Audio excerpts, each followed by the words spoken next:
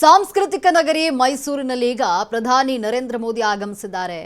ಇನ್ನು ಮೈಸೂರಿಗೆ ಪ್ರಧಾನಿ ನರೇಂದ್ರ ಮೋದಿ ಆಗಮಿಸಿದ್ದು ಶ್ರೀರಾಮಕೃಷ್ಣ ಮಠದ ಕಾರ್ಯಕ್ರಮದಲ್ಲಿ ಮೋದಿ ಭಾಗಿಯಾಗಲಿದ್ದಾರೆ.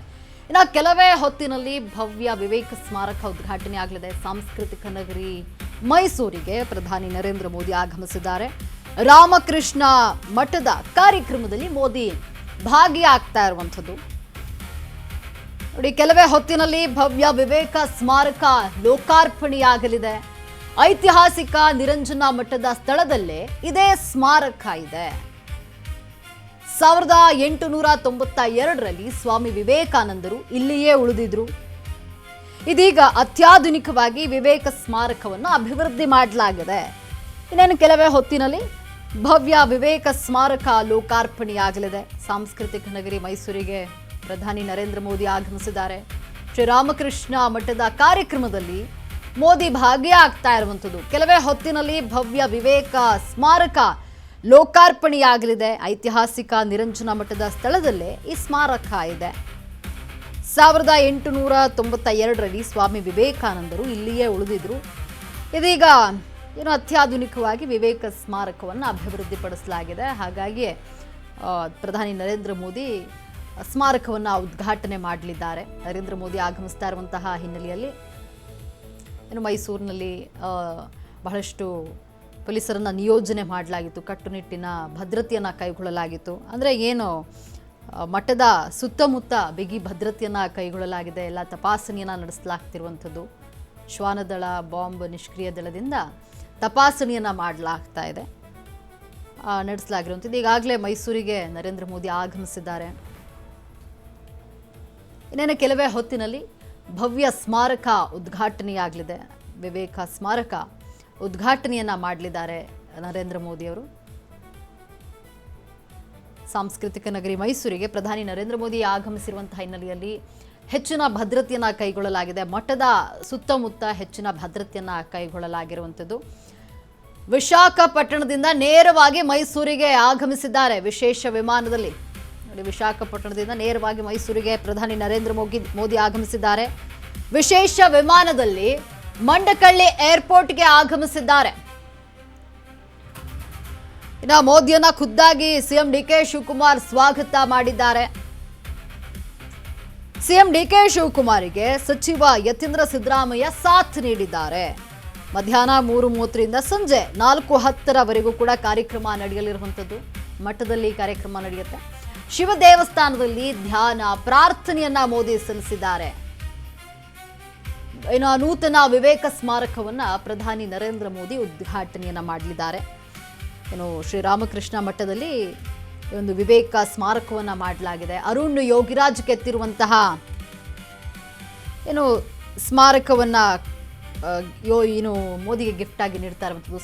ಸಾರ್ವಜನಿಕರನ್ನು ಉದ್ದೇಶಿಸಿ ಪ್ರಧಾನಿ ನರೇಂದ್ರ ಮೋದಿ ಭಾಷಣವನ್ನ ಮಾಡಲಿದ್ದಾರೆ. ಸಂಜೆ 5:20ಕ್ಕೆ ರಾಮಕೃಷ್ಣ ಆಶ್ರಮದ ಶಾಲಾ ಮಕ್ಕಳು ಭೇಟಿ ನೀಡುತ್ತಾರೆ. ಸಂಜೆ 6 ಗಂಟೆಗೆ ದೆಹಲಿಗೆ ಪ್ರಧಾನಿ ನರೇಂದ್ರ ಮೋದಿ ವಾಪಸ್ ತೆರಳಲಿದ್ದಾರೆ. ಮಂಡಕಳ್ಳಿ ವಿಮಾನ ನಿಲ್ದಾಣಕ್ಕೆ ಆಗಮಿಸಿದ್ದಾರೆ ಪ್ರಧಾನಿ ನರೇಂದ್ರ ಮೋದಿ.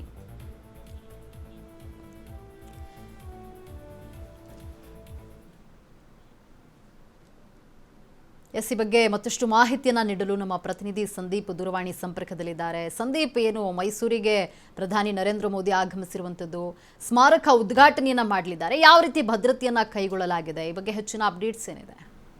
ಖಂಡಿತವಾಗಿಯೂ ಲಕ್ಷ್ಮಿ, ಇಂದು ಸಾಂಸ್ಕೃತಿಕ ನಗರಿ ಮೈಸೂರಿಗೆ ಪ್ರಧಾನಮಂತ್ರಿ ನರೇಂದ್ರ ಮೋದಿ ಅವರು ಆಗಮಿಸ್ತಾ ಇರ್ತಕ್ಕಂಥ ಹಿನ್ನೆಲೆಯಲ್ಲಿ ಮೈಸೂರು ನಗರ ಸೇರಿದಂತೆ ಮೈಸೂರು ಜಿಲ್ಲೆಯಲ್ಲೂ ಕೂಡ ವ್ಯಾಪಕವಾದಂತಹ ಕಟ್ಟೆಚ್ಚರವನ್ನು ಕೂಡ ವಹಿಸಿರ್ತಕ್ಕಂತಹದ್ದು.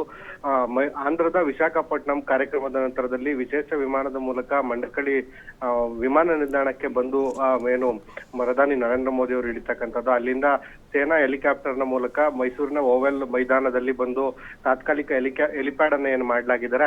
ಅಲ್ಲಿಗೆ ಬಂದು ಇಳಿದು ಅಲ್ಲಿ ರಾಜ್ಯದ ಸಿಎಂ ಆಗಿರ್ತಕ್ಕಂಥ ಡಿ ಕೆ ಶಿವಕುಮಾರ್ ಆಗಿರ್ಬೋದು, ಹಾಗೂ ಜಿಲ್ಲಾಡಳಿತ ಮತ್ತು ಜಿಲ್ಲಾ ಉಸ್ತುವಾರಿ ಮಂತ್ರಿ ಆಗಿರ್ತಕ್ಕಂಥ ಯತೀಂದ್ರರವರು ಪ್ರಧಾನಿ ನರೇಂದ್ರ ಮೋದಿ ಅವರನ್ನ ಬಡಮಾಡ್ಕೊಳ್ಳುವಂತಹದ್ದು. ಅಲ್ಲಿಂದ ನೇರವಾಗಿ ಆ ಒಂದು ಹೆಲಿಪ್ಯಾಡ್ ನಿಂದ 300 ಮೀಟರ್ ಅಂತರದಲ್ಲಿರ್ತಕ್ಕಂತಹ ವಿವೇಕ ಸ್ಮಾರಕ, ನಾರಾಯಣ ಶಾಸ್ತ್ರಿ ರಸ್ತೆಯಲ್ಲಿರ್ತಕ್ಕಂಥ ವಿವೇಕ ಸ್ಮಾರಕದ ಉದ್ಘಾಟನೆಯನ್ನ ಪ್ರಧಾನಿ ನರೇಂದ್ರ ಮೋದಿ ಅವರು ಉದ್ಘಾಟಿಸುವಂತಹದ್ದು.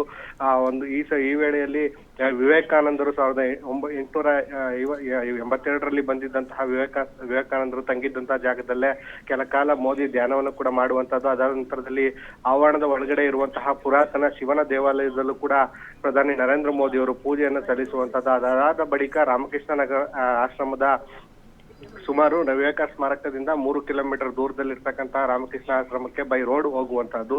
ಈ ವೇಳೆಯಲ್ಲಿ ಎಲ್ಲ ರಸ್ತೆಗಳಲ್ಲೂ ಕೂಡ ಪೊಲೀಸರು ಖಾಕಿ ಕಣ್ಗಾವಲನ್ನು ಇರಿಸಿರ್ತಕ್ಕಂಥದ್ದು. ಮೋದಿ ಸಂಚರಿಸುವ ಮಾರ್ಗವಷ್ಟೇ ಅಲ್ಲ, ಅದರ ಅಕ್ಕಪಕ್ಕದ ಸುಮಾರು 200 ಮೀಟರ್ ರಸ್ತೆ ಅಲ್ಲೆಲ್ಲವೂ ಕೂಡ ಸಾರ್ವಜನಿಕರ ವಾಹನಗಳು ಮತ್ತು ಸಾರ್ವಜನಿಕರ ಓಡಾಟಕ್ಕೂ ಕೂಡ ಸಂಪೂರ್ಣ ನಿರ್ಬಂಧವನ್ನು ಹೇರಿರ್ತಕ್ಕಂತಹದ್ದು. ಸುಮಾರು 5 ಗಂಟೆ ನಂತರದಲ್ಲಿ 5 ಗಂಟೆಗೆ ಏನು ರಾಮಕೃಷ್ಣ ಆಶ್ರಮದಲ್ಲಿ 5:20ರ ವೇಳೆಗೆ ಸಭಾ ಕಾರ್ಯಕ್ರಮವನ್ನು ಕೂಡ ಉದ್ದೇಶಿಸಿ ಮೋದಿ ಮಾತನಾಡಿರುವಂತಹದ್ದು. ಈ ಕಾರ್ಯಕ್ರಮಕ್ಕಾಗಿ ಸುಮಾರು 6,000 ಜನರಿಗೆ ಈಗಾಗಲೇ ವಿಶೇಷ ಪ್ರಾರ್ಥನೆ ಕೂಡ ಏನು ರಾಮಕೃಷ್ಣ ಆಶ್ರಮದ ಕಡೆಯಿಂದ ನೀಡಲಾಗಿತ್ತು. ಇವರೆಲ್ಲರೂ ಕೂಡ ಮೋದಿ ಬರುವಂತಹ 2 ಗಂಟೆ ಮುನ್ನವೇ ಸಭೆಗೆ ತಮಗೆ ಮೀಸಲಿರುವಂತಹ ಆಸನಗಳಲ್ಲಿ ಕುಳಿತುಕೊಳ್ಬೇಕಾಗ್ತದೆ. 5:30ಕ್ಕೆ ವೇಳೆಗೆ ಮೋದಿ ಅವರು ಭಾಷಣವನ್ನು ಆರಂಭಿಸಿ 5:45ರ ವೇಳೆಗೆ ಮತ್ತೆ ವಾಪಸ್ ಮೋದಿ ಹೆಲಿಪ್ಯಾಡ್ ನಿಂದ ಮತ್ತೆ ಮಂಡಕಳ್ಳಿ ವಿಮಾನ ನಿಲ್ದಾಣದಿಂದ ಮತ್ತೆ ವಿಶೇಷ ವಿಮಾನದಲ್ಲಿ ದೆಹಲಿಯತ್ತ ಪ್ರಯಾಣವನ್ನ ಬೆಳೆಸುವಂತಹದ್ದು. ಲಕ್ಷ್ಮಿ, ಧನ್ಯವಾದ ಸಂದೀಪ್ ನಿಮ್ಮೆಲ್ಲ ಮಾಹಿತಿಗಾಗಿ.